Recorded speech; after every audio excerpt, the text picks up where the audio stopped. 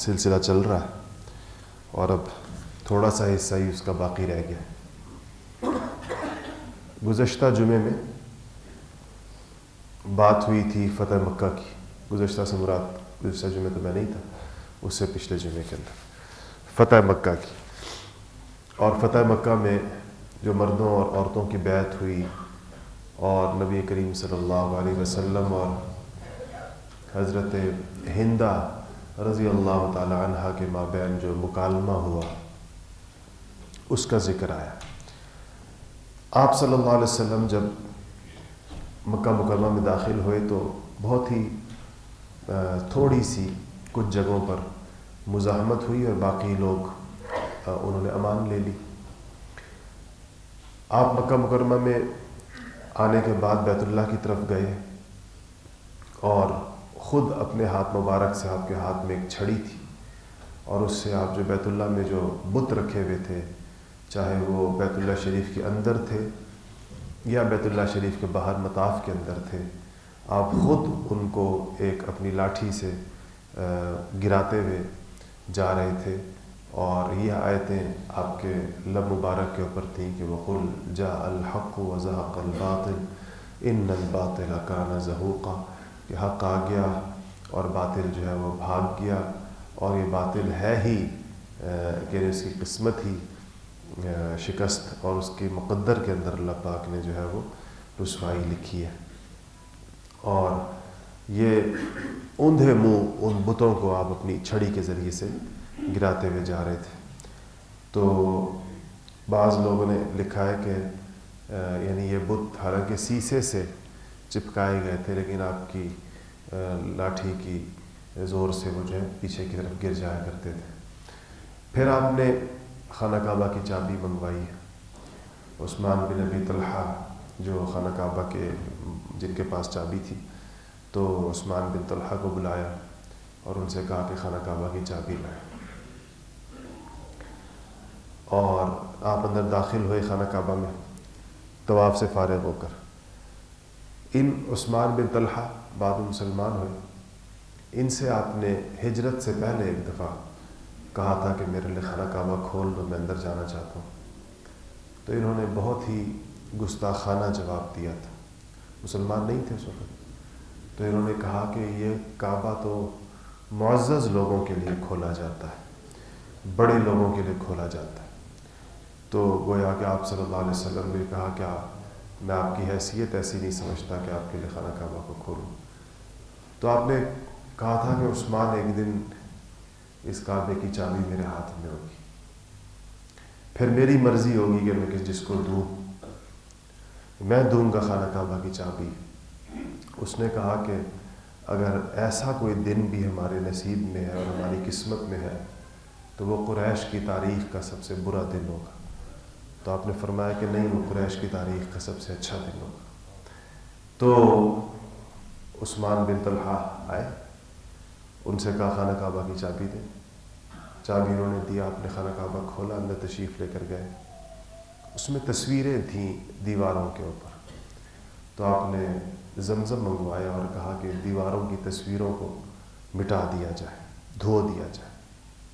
اور آب زمزم سے پھر ان تصویروں کو جو خانہ کعبہ کی دیواروں پر بنائی گئی تھی ان کو دھویا گیا.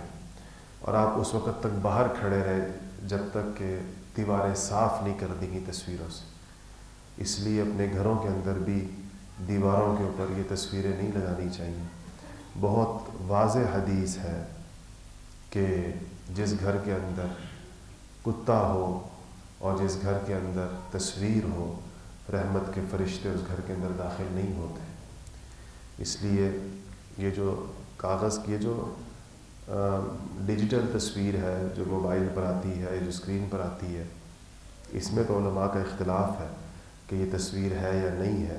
لیکن جو کاغذ کی تصویر ہے اور جو اخبار کی تصویر ہے یا کسی بورڈ کی تصویر ہے, اس پر تو ہندوستان پاکستان کے علماء کم سے کم متفق ہیں کہ یہ تصویر ہے اور اس سے اجتناب کرنا چاہیے. تو آپ نے پھر خانہ کعبہ میں داخل ہوئے اور آپ نے وہاں پر نوافل ادا کیے, اور پورے بیت اللہ کے گوشوں پر آپ نے جا کر چاروں طرف سے تکبیر بلند کی، توحید، کیونکہ بتوں سے بھی خانہ کعبہ کو پاک کیا گیا تھا، تو صدائے توحید وہاں پر آپ صلی اللہ علیہ وسلم نے بلند کی۔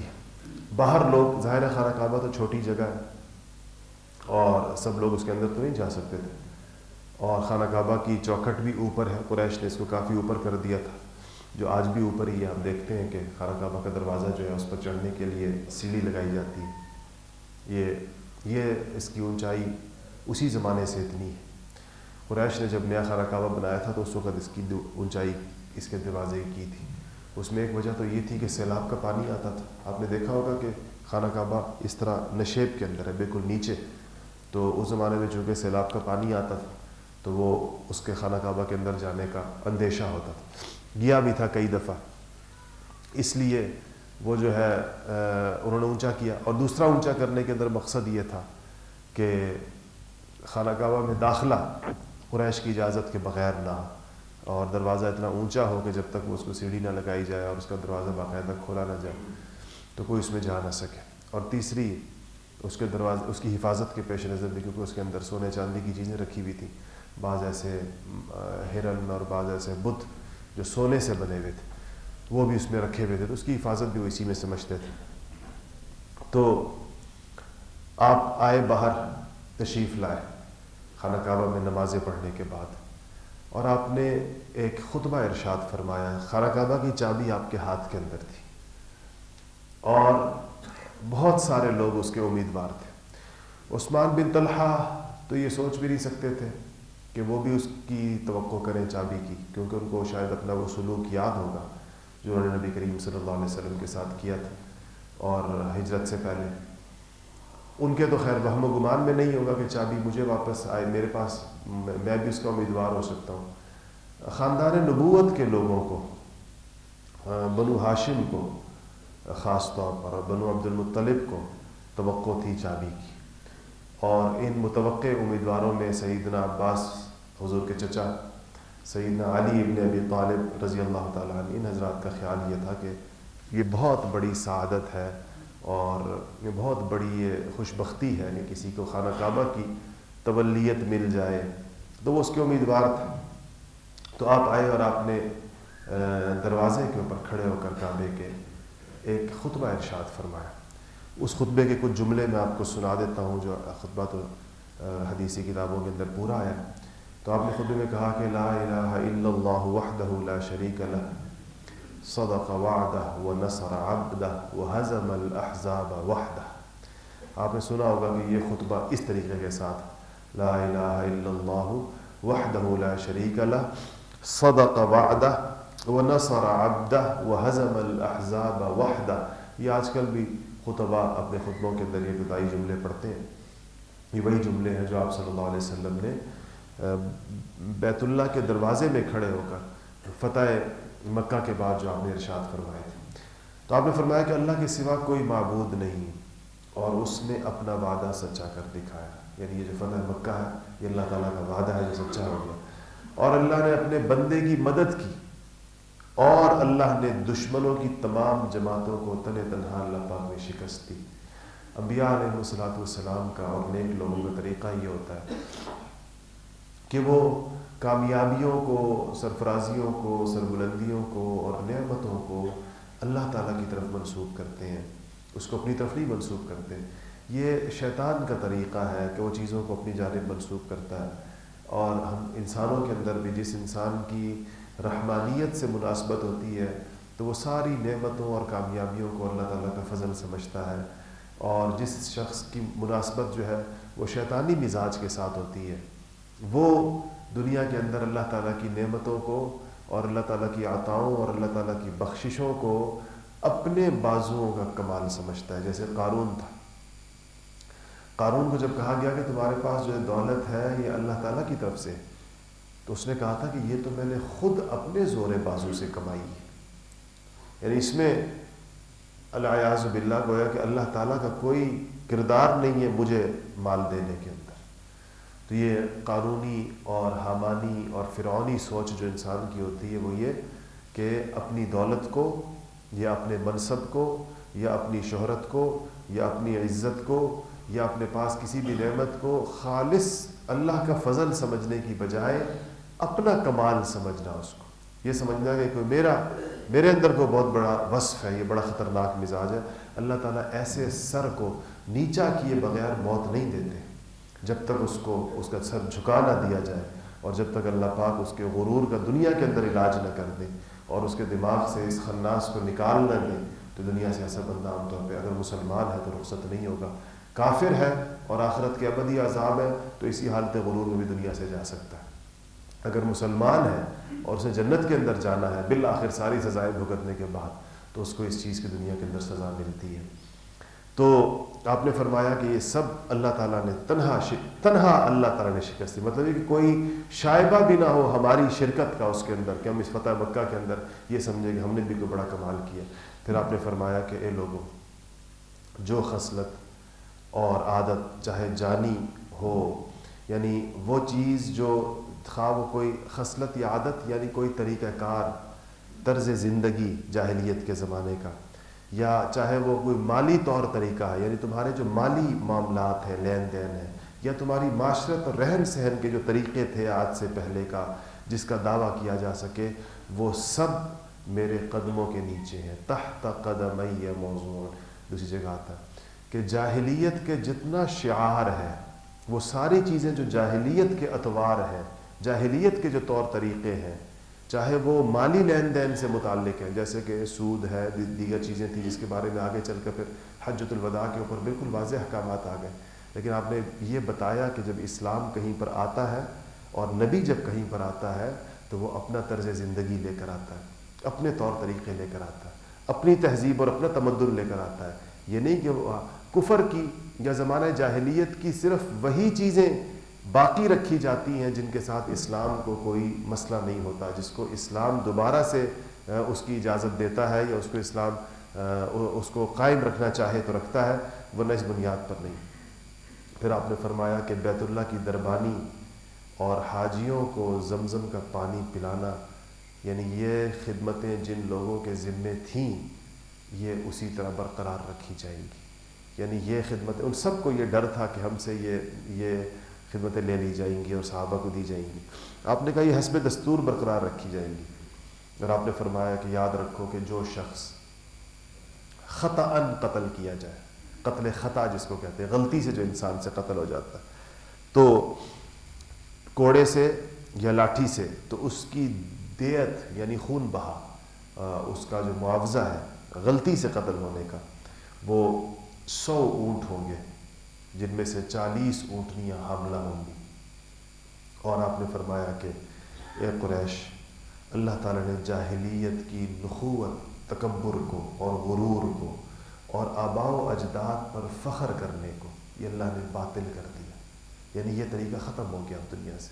اب کوئی شخص اپنے باپ دادوں پر اور جاہلیت کے طور طریقوں کے اوپر فخر نہ کرے۔ آپ دیکھیں یہ ساری وہ چیزیں ہیں جو رسول اللہ صلی اللہ علیہ وسلم مسلمانوں کی زندگیوں سے نکال کر گئے تھے، اور مسلمانوں نے پھر صدیوں کے بعد ان چیزوں کو نئے ناموں کے ساتھ اپنی زندگیوں کے اندر دوبارہ داخل کر دیا۔ آج یہ سب ہماری زندگیوں کے اندر موجود ہے۔ یہ جو ہمارے ذات برادری کا ایک خاص قسم کا تصور، جس کے اندر اپنے آباء و اجداد کو دوسروں کے آباء و اجداد سے افضل سمجھنا، اپنے خاندان کو دوسرے خاندانوں سے بہتر سمجھنا، یہ وہ جاہلیت کا طریقہ تھا جس کو رسول اللہ صلی اللہ علیہ وسلم نے فرمایا کہ یہ ختم ہو گیا ہے۔ آج کے بعد جو ہوگا ان اکرمکم عند اللہ اتقاکم، نیا پیمانہ دے دیا دنیا کو کہ اب دنیا کے اندر بزرگی اور بڑائی، عزت و سرفرازی وہ تقوی کی بنیاد پر ہوگی، نسب کی بنیاد پر نہیں ہوگی۔ اس بنیاد پر نہیں ہوگی کہ فلانا شخص فلاں گھر میں پیدا ہو گیا تو یہ زیادہ عزت کا مستحق ہے، اور فلانا شخص اگر فلاں گھر میں پیدا ہو گیا تو یہ کسی عزت کا مستحق نہیں ہے۔ یہ پیمانہ اسلام کا پیمانہ نہیں۔ یہ وہ چیزیں تھیں جو آپ نے فتح مکہ کے موقع پر بھی، اور پھر اس سے بھی زیادہ وضاحت اور صراحت کے ساتھ حجۃ الوداع جو آگے آ رہا ہے، جو آخری حج آپ نے فرمایا، جس کے اندر آپ نے پوری دنیا کو، انسانیت کو ایک بہت ہی فصیح و بلیغ خطبہ دیا، جس میں رہتی دنیا تک کے احکامات ان کو بتائے کہ تم لوگ زندگیاں کیسے گزارو گے۔ پھر آپ نے فرمایا کہ سنو، اور کہا کہ سب لوگ، آپ نے کہا کہ یہ باطل کر دیا اللہ پاک نے آباء و اجداد کے نام پر فخر کرنا اور جاہلیت کے زمانے کے جو تکبرات، جتنے بھی تکبر تھے، بڑائی کے جو پیمانے جاہلیت میں تم لوگوں نے قائم کر رکھے تھے، وہ اللہ پاک نے باطل کر دیا اور فرمایا کہ سب لوگ آدم سے ہیں. سارے انسان کا کیوں برابر ہے کہ سب کس سے ہیں؟ آدم سے ہیں، اور آدم مٹی سے ہیں. آپ نے فرمایا، کہا کہ کیا ہے؟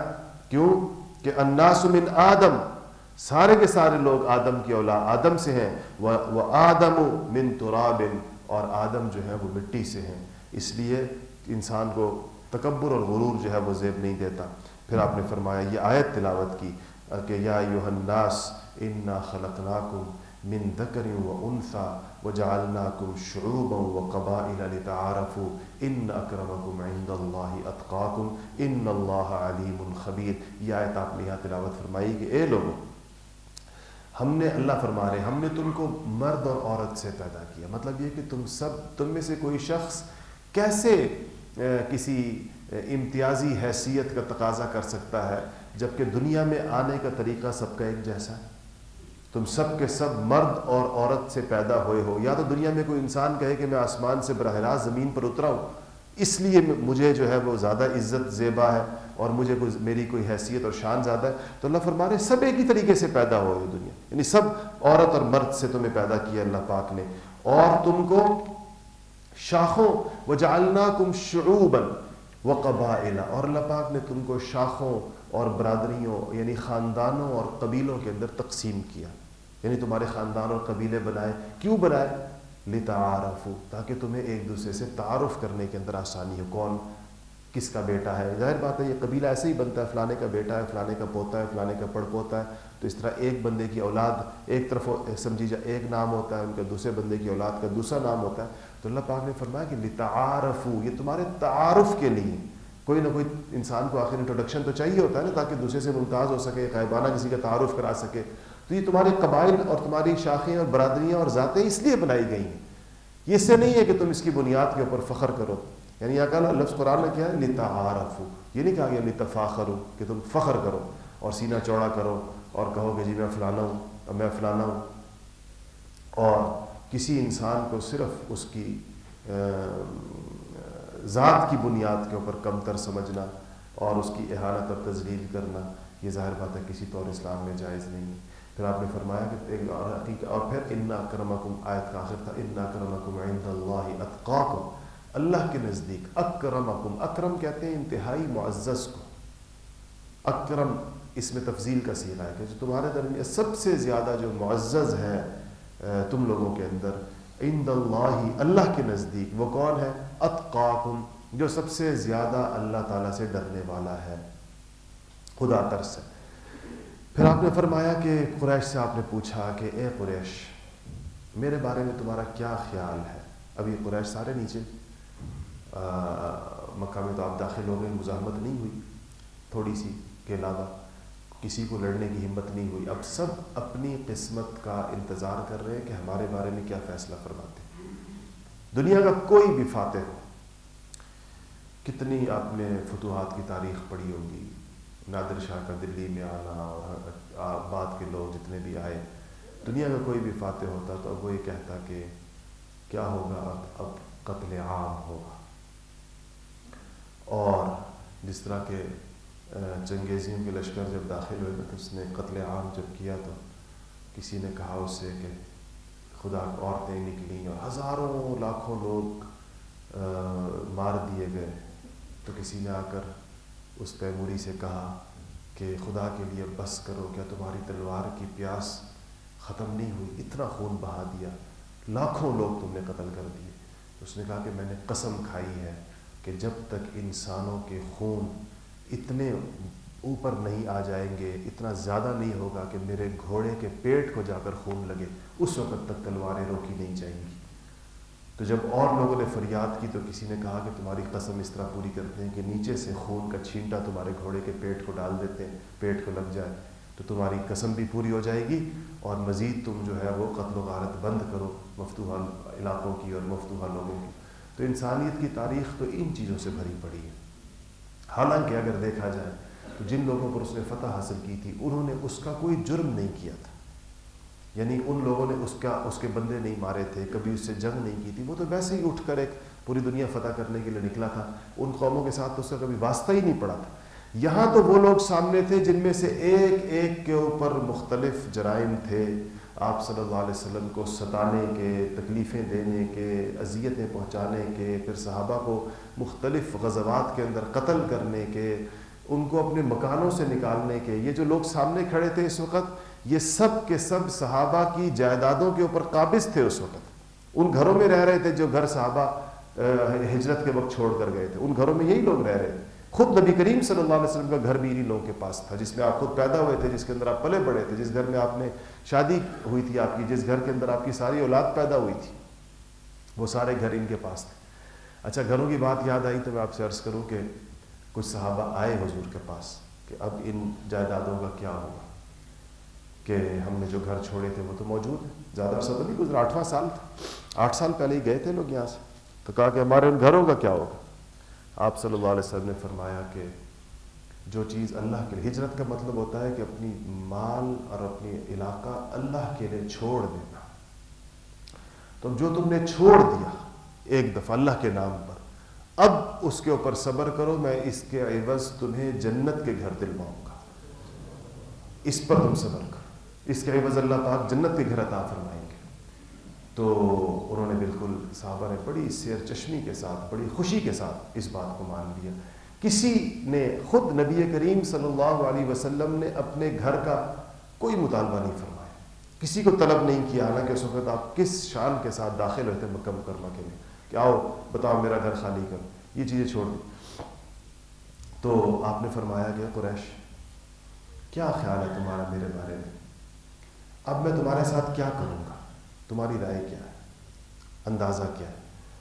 تو انہوں نے کہا کہ عجیب جملہ، انہوں نے کہا کہ قالوا خیرہ خیرہ اخ کریم و ابن اخ کریم، کہا کہ آپ ہمارے ساتھ بھلائی کا معاملہ کریں گے، اس لیے کہ آپ ایک کریم شخص ہیں اور کریم بھائی کے اور کریم کے بیٹے، یعنی کہ آپ کا خاندان کریموں کا خاندان ہے، مہربانی کرنے والوں کا خاندان ہے، تو ہمیں آپ سے خیر کی توقع ہے۔ خیر کریم اخ کریم، کیونکہ آپ ہمارے ایک کریم بھائی ہیں، و ابن اخ کریم، اور آپ ہمارے کریم بھائی کے بیٹے ہیں۔ تو آپ نے فرمایا کہ آج میں تم سے وہی کہتا ہوں جو جرم کھلنے کے بعد اور راز فاش ہونے کے بعد یوسف علیہ السلام نے اپنے بھائیوں سے کہا تھا کہ لا تثریب علیکم اليوم اذهبوا فانتم طلقاء، کہ آج تمہارے اوپر کوئی بوجھ نہیں ہے اور آج تم کسی چیز کے اندر ماخوذ اور پکڑے ہوئے نہیں ہو، جاؤ تم سب کے سب آزاد ہو۔ اس طرح آپ نے، اس کو عفو عام کہتے ہیں، کہ آپ نے عام معافی کا اعلان کر دیا، ہر شخص خاص سے جتنے سوائے 15 لوگوں کے۔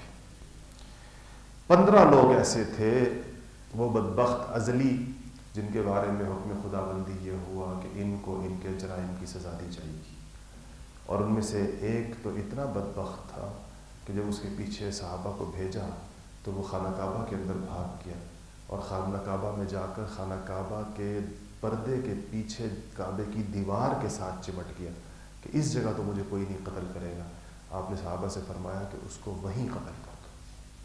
اور یہ جن لوگوں کے بارے میں یہ ارشاد ہوا تھا، ان 15 لوگوں کے بارے میں، یہ سارے وہ لوگ تھے جو شاتم رسول تھے، یہ سارے وہ لوگ تھے جو نبوت کو اور حضور اکرم صلی اللہ علیہ وسلم کو اور گالیاں ایسی دیتے رہے توہین آمیز۔ اس میں اگر آپ کے اوپر اور ظلم و ستم کسی نے کیا اس کو تو معافی ملی، لیکن جن لوگوں نے نبوت کو ایک مشن بنا کر ٹارگٹ کیا، کسی نے مستقل اس کام کے لیے، بس بعض شعراء ایسے تھے ان کا کام ہی یہی پروپیگنڈا تھا کہ وہ نبی کی ذات کو نشانہ بناتے تھے، تو چونکہ نبوت اللہ کی طرف سے بھیجا گیا یا اللہ کی طرف سے دیا گیا ایک منصب ہے، اور اس منصب کی توقیر اور اس کی حفاظت آپ صلی اللہ علیہ وسلم نے اس طرح کے، ان کی خیر تفصیل لمبی ہو جائے گی کہ کون کون تھے اس کے اندر. سیرتی کتابوں میں سب کا ذکر ہے, اس میں کچھ عورتیں بھی تھیں اور کچھ مرد بھی تھے. اور اس سے علماء نے یہ مسئلہ نکالا ہے کہ جو شاتم رسول ہے, جو نبی کریم صلی اللہ علیہ وسلم کی ذات کی گستاخی کرنے والا ہے, اس کی سزا جو ہے وہ قتل ہے اور اسے کوئی معاف نہیں کر سکتا.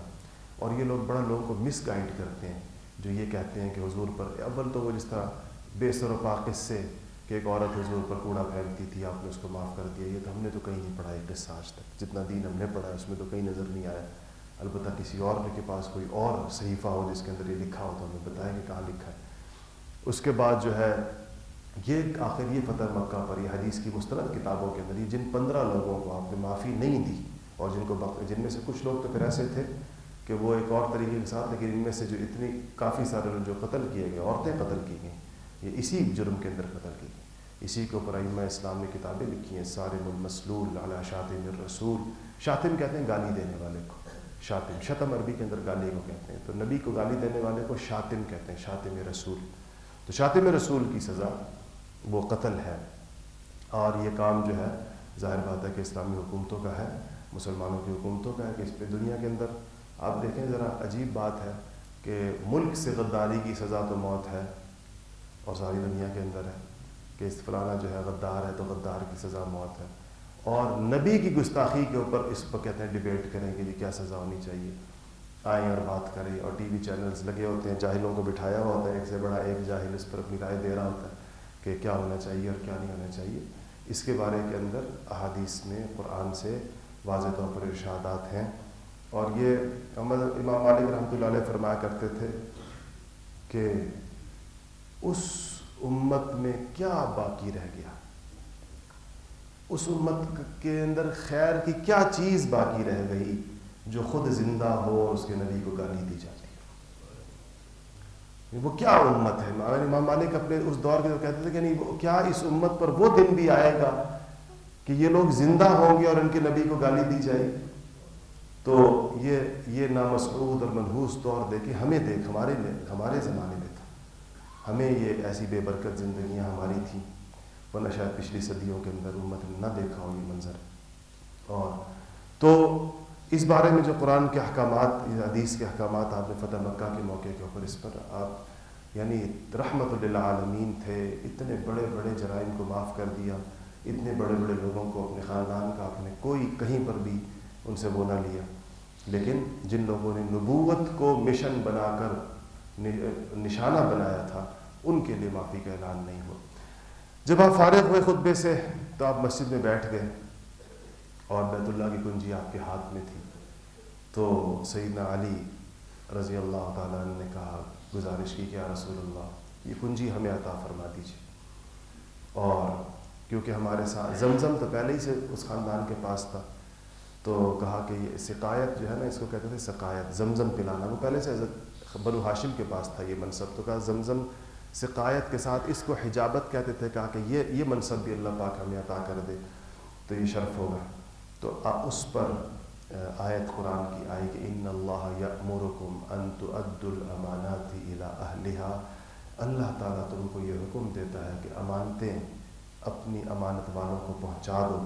تو آپ نے پھر عثمان بن طلحہ کو کہا کہ بلایا, آپ نے کہا اور ان سے کنجی انہی کو واپس کر کے کہا کہ اب یہ کنجی ہمیشہ تمہارے پاس رہے گی, اور وہ کنجی آج بھی اسی خاندان کے پاس ہے.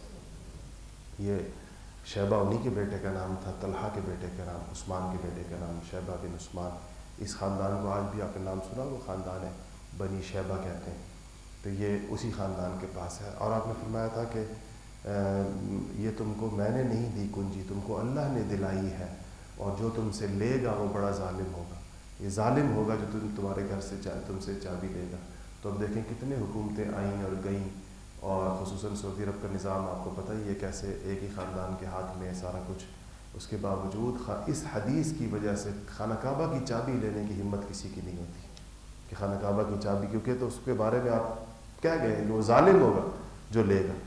تو یہ اس خاندان کو آپ نے وہ دی, آج انہی کے پاس. پھر یہ ہو گیا, صبح آپ داخل ہوئے تھے مکہ میں فجر کے بعد, یہ سارا عمل ہوا, اور اس کے بعد ظہر کا وقت آ گیا, اور قریش کے لوگ اب معافی کا اعلان ہو گیا, تو مسلمانوں نے چونکہ اب یہاں اب تو یہ بیت اللہ تھا، یہاں نمازیں ہونی تھیں، اذانیں ہونی تھی، تو قریش کے بہت سے لوگ چلے گئے جبل ابی قبیس، بالکل اس طرف اس چوٹیوں پر بیٹھ کر بہت سے لوگ بیٹھے ہوئے نیچے کے نظارے دیکھ رہے تھے. خانہ کعبہ میں نے آپ کو بتایا نا بالکل آج بھی آپ دیکھیں گے تو یہ جو اوپر کے قریش کی یعنی جو مکہ کی پہاڑیاں ہیں اس سے یوں بالکل نشیب میں آ کر جو بالکل آخری نیچے کا پوائنٹ بنتا ہے تو خانہ کعبہ وہاں پر ہے. تو اوپر سارے مناظر نظر آتے ہیں. تو یہ لوگ اوپر چڑھ کے دیکھ رہے تھے. ظہر کا وقت داخل ہو گیا. حضور صلی اللہ علیہ وسلم نے حضرت بلال کو اشارہ کو فرمایا کہ بلال اور آج تم چڑھو کعبے کی دیوار کے اوپر چڑھ کر اذان دو توحید کی بیان پہ. تو اس کے بعد حضرت بلال خانہ کعبہ کی دیوار کے اوپر چھت کے اوپر چڑھے اور وہاں جا کر اور وہ تکبیر کی صدائیں بلند ہوئیں کہ اللہ اکبر اور اشہد ان لا الہ الا اللہ اشہد ان محمد رسول اللہ. حضور کی نبوت اور رسالت کی تائید جو ہے نا کعبے کی دیواروں سے. اور کہتے ہیں کہ جو لوگ بہت اسلام تو نہیں لائے، سارے تو نہیں لائے تھے لیکن معافی تو سب کو مل گئی تھی چاہے وہ اسلام نہ بھی لائے ہوں. تو بہت سے لوگوں سے یہ منظر ان کے لیے ناقابل برداشت تھا اور وہ روپوش ہو کے چلے گئے. پھر آپ نے ایک 22 سال کے نوجوان کو حضرت عتاب کو ان کو آپ نے مکہ کا والی یا اس کو گورنر کہیں وہ بنایا. ان کی عمر اس 21 سال عمر تھی ان کی اس وقت. اور ان کا جو وظیفہ مقرر کیا وہ 1 درہم روزانہ کا ان کا وظیفہ مقرر کیا. حضرت عتاب یعنی اس طرح اتنے صفات کے یہ لوگ تھے، یہ کیا وظیفہ 1 درہم دیکھا جائے تو. لیکن انہوں نے کہا کہ جس کا پیٹ اس وظیفے، حضرت عتاب نے کہا کہ جس کا پیٹ اس وظیفے سے نہ بھرے تو اللہ تعالیٰ اس کو ساری عمر بھوکا رکھے. کہا کہ اس کو جن کا ان کا مطلب یہ تھا کہ یہ اتنا بڑا وظیفہ، اتنی بڑی آپ نے میرے لیے اس کو وہ عمر مقرر کی. اس کے بعد یہ آپ صلی اللہ علیہ وسلم کے پورے دور میں حضرت عتاب ہی مکہ کے والی رہے. اور آپ صلی اللہ علیہ وسلم کی دنیا سے پردہ فرما جانے کے بعد حضرت بکر صدیق کا دور آیا تو حضرت بکر صدیق رضی اللہ تعالیٰ عنہ نے بھی انہی کو برقرار رکھا. اور یہ حضرت بکر صدیق کے پورے دور میں یہی حضرت عتاب ہی مکہ کے والی رہے. اس وقت ان کی عمر 23-24 سال تک پہنچی ہوگی. پھر عجیب اتفاق یہ ہے کہ جس دن سیدنا ابوبکر صدیق رضی اللہ تعالیٰ عنہ کا وصال مدینہ میں ہوا اسی دن مکہ کے اندر حضرت عتاب کا وصال بھی ہوا عین جوانی کے اندر. تو یہ ہوا. اور اس کے بعد آپ مدینہ میں آپ ایک جگہ گئے، صفا و مروہ کے درمیان ایک پہاڑ کے اوپر آپ گئے. وہاں جا کر آپ دعا بھی کر رہے تھے، خانہ کعبہ کو دیکھ بھی رہے تھے. تو انصار میں سے کسی نے کہا کہ اب معافیاں بھی مل گئیں اور لوگ بھی آ رہے ہیں، اب کچھ اسلام قبول کر رہے ہیں. تو انصار میں سے کچھ نے کہا کہ حضور کو اپنا گھر پسند آ گیا ہے اور حضور بڑے خوش ہیں مکہ کے اندر اور بیت اللہ کو بھی دیکھ رہے ہیں. آپ دعا کر رہے تھے بیت اللہ کی طرف دیکھ کر. اور اپنے خاندان کے ساتھ بھی حضور بڑا رحم کا معاملہ کر رہے ہیں. تو اب ایسا لگتا ہے کہ حضور مدینہ واپس نہیں جائیں گے کیونککہ اپنے گھر واپس آ گئے ہیں. اور مکہ کے ساتھ جو ظاہر ہے بیت اللہ کے ساتھ جو حضور کا تعلق تھا، پھر آپ کی وہ انسان جہاں بچپن نہیں بلکہ آپ نے تو 53 سال تک کی عمر جہاں پر گزاری تھی. تو آپ کو وحی کے ذریعے پتہ چل گیا اس بات کا. تو آپ نے بلایا انصار کو. آپ نے کہا تم لوگوں نے کہا یہ کہ مجھے میرا خاندان پسند آ گیا ہے، نرمی کر رہا ہوں ان کے ساتھ اور مجھے بیت اللہ اچھا لگ رہا ہے، تو میں جو ہوں وہ ادھر رہ جاؤں گا. تو انہوں نے کہا رسول اللہ ہمیں اس بات کا خدشہ ہے کہ آپ کی جو ہم کیفیت دیکھ رہے ہیں اور آپ کے اوپر جو ہم خوشی اور مسرت دیکھ رہے ہیں تو ہمیں اس بات کا وہ لگتا ہے کہ آپ شاید واپس تشریف نہ لے کر جائیں. تو آپ نے فرمایا کہ میں نے ہجرت اللہ کی طرف اور اس کے رسول اللہ کی طرف اور تمہاری طرف ہجرت کی تھی. یہ ہجرت اللہ کے لیے کی تھی اور تمہاری طرف کی تھی اور یہ ہجرت قائم رہے گی. اے انصار میں تم سے ہوں تم مجھ سے ہو. یعنی میرا یہ نہیں کہ یہ ہمارا ہمیشہ کا ساتھ ہے، یہ اس پر نہیں کہ فتح مکہ کے ساتھ. اس پر انصار اتنے خوش ہوئے. کسی کو یہ توقع نہیں تھی کہ آپ مکہ کو فتح کرنے کے بعد پھر مدینہ تشریف لے کے جائیں گے واپس. لیکن آپ نے جگہ جگہ انصار کو آپ یہ کہا کرتے تھے. اصل میں وفا ہے. نبی کریم صلی اللہ علیہ وسلم کی طبیعت اللہ پاک نے ان کا خمیر وفا سے اٹھایا تھا. اور ظاہر بات ہے کہ جن حالات کے اندر انصار نے ان کا ساتھ دیا تھا. اس سے جو اگلی جو غزوہ ہے ابھی آئے گا وقت آج کا تو ختم ہو گیا، لیکن اس بات کو اس کے ساتھ جوڑ کے بتا دوں کہ جب آگے طائف کا غزوہ اس کے فوراً بعد میں فتح مکہ اگلے جمعے انشاءاللہ اس کو بیان کریں گے، اس غزوہ کے اندر چونکہ یہ لوگ بھی شامل تھے جو ابھی مسلمان ہوئے تازہ فتح مکہ کے موقع پر، بڑے بڑے بعض لوگ، اور ظاہر بات ہے اس میں بہت زیادہ ہو سکتا ہے ہول ہارٹیڈلی بالکل دل سے نہ ہوئے ہوں، تو جب اس غزوہ کے اندر بہت زیادہ غنیمت آئی تھی، بہت زیادہ، اور آپ نے ان سرداران قریش کو جو نئے نئے مسلمان ہوئے تھے ان کو بہت زیادہ مال و منال عطا کیا تھا، کسی کو 100 اونٹ دیے، کسی کو 3000 بکریاں دیں، کسی کو 5000 بکریاں دیں، کسی کو کتنے کتنے غلام دیے، اور عجیب یہ کیا کہ انصار کو کچھ نہیں دیا، سب کچھ انہی میں تقسیم کر دیا۔ تو کچھ انصار کے نوجوان لڑکے ذرا بات منہ پر لے آتے ہیں جلدی، تو انہوں نے کہا کہ حضور نے تو سارا کچھ اپنے خاندان میں بانٹ دیا، اور ہماری تو ابھی تک ہماری تلواروں سے تو خون ٹپک رہا ہے، یعنی ہم نے بھی داد شجاعت دی ہے اس جنگ کے اندر بھی اور پچھلی جنگوں کے اندر بھی۔ تو یہ بات نبی کریم صلی اللہ علیہ وسلم کو پتہ چل گئی ہے، سعد بن عبادہ نے جا کے بتائی، کہا کہ رسول اللہ بعض لڑکوں نے یہ کہا، آپ نے کہا بلاؤ سب کو، تو سارے آ گئے، تو آپ نے کہا کہ یہ انصار کیا ایسا نہیں ہے کہ تم لوگ گمراہ تھے، اللہ تعالیٰ نے تم کو میری وجہ سے ہدایت دی، اور تم آپس کے اندر لڑتے تھے، اوس اور خزرج کی سخت لڑائیاں تھیں، تم آپس کے اندر دست و گریباں تھے، میری وجہ سے تمہارے درمیان بھائی چارہ قائم ہوا، اور تم بڑے غریب تھے، میرے آنے کے بعد اللہ پاک نے تمہارے اوپر غنائم اور فتوحات کی کثرت کی۔ انصار نے کہا رسول اللہ بالکل ایسا ہی، تو کہا لیکن تم مجھے جواب نہیں دیتے اس بات کے اوپر۔ انصار نے کہا رسول اللہ ہم کیا جواب دیں آپ کو اس بات؟ کہا تم یہ جواب دے سکتے ہو کہ آپ بھی ہمارے پاس اس وقت آئے تھے جب آپ کو ساری دنیا جھٹلا رہی تھی تو ہم نے آپ کو مانا تھا، اور جب آپ کے پاس پوری دنیا میں جگہ نہیں تھی تو ہم نے آپ کو ٹھکانہ دیا تھا، اور جب آپ جو ہے وہ ساری دنیا سے جب آپ کے خلاف تھی تو ہم آپ کے ساتھ کھڑے ہو کے لڑے تھے۔ حضور نے کہا انصار تم یہ جواب بھی تو دے سکتے ہو۔ تو انہوں نے تو ظاہر بات ہے وہ کہاں ہی کہتے کہ ہمیں جواب دیتے۔ پھر انہوں نے کہا کہ دیکھو مجھے پتہ چلا ہے کہ تم میں سے کچھ لوگوں کو اس بات پہ افسوس اور دکھ ہوا ہے کہ میں نے غنیمت کا سارا مال ان قریش کے سرداروں کو دے دیا، تو کہا میں نے تو ان کو اس لیے دیا کہ یہ نئے اسلام لائے ہیں، ان کے دلوں کے اندر اسلام کی عظمت اور محبت بٹھانے کے لیے ان کے ساتھ تالیف قلب کی ہے، ان کا دل خوش کیا ہے، اور تمہیں اس لیے نہیں دیا کہ تمہارا اسلام میرے نزدیک ہر قسم کے شک و شبے سے بالا تر ہے۔ تو اے انصار کیا تم اس بات پر خوش نہیں ہو کہ جب یہ لوگ اپنے ساتھ بھیڑ اور بکریاں لے کر جائیں گے اپنے گھروں کو، تم اللہ کے رسول کو لے کر جاؤ گے؟ کیا اس تقسیم پر تم راضی نہیں کہ لوگوں کے پاس بھیڑ اور بکریاں ہوں اور تمہارے پاس اللہ کا رسول ہو؟ اور کہا کہ اگر ساری دنیا ایک وادی کے اندر جائے گی چل رہی ہو اور انصار تم دوسری وادی کے اندر جا رہے ہو تو میں محمد الرسول اللہ اس وادی میں جاؤں گا جس میں تم جاؤ گے۔ پھر کہا کہ انصار میں تم سے ہوں تم مجھ سے ہو۔ تو سیرت نگاروں نے محدثین نے لکھا ہے کہ اس پہ انصار اتنا روئے کہ ان کی داڑیاں آنسوؤں سے تر ہو گئی، داڑیوں سے آنسو ٹپک رہے تھے اس کے اوپر، اور ہاتھ اٹھا کر کہہ رہے تھے کہ یا رسول اللہ ہم اس تقسیم کے اوپر راضی ہیں کہ لوگوں کو بھیڑ بکریاں ملیں اور ہمیں اللہ کا رسول ملے، ہم اس تقسیم کے اوپر دل و جان کے ساتھ راضی ہیں۔ اور اس پہ یہ غزوہ اگلی جو غزوہ آئے گی حنین اس کا ذکر انشاءاللہ اگلی تفصیلات اگلے جمعے میں۔ وآخر دعوانا الحمدللہ۔